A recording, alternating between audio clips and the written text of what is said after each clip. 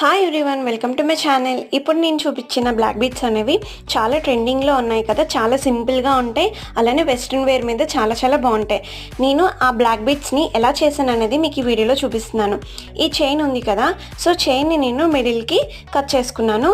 అలానే నా దగ్గర పాతవి బ్లాక్ బీడ్స్ అనేవి ఉంటే నేను వన్ సైడ్ 6 అలానే ఇంకో సైడ్ కూడా 6 వచ్చేలాగా ఇలాగ కట్ చేసుకుంటున్నాను.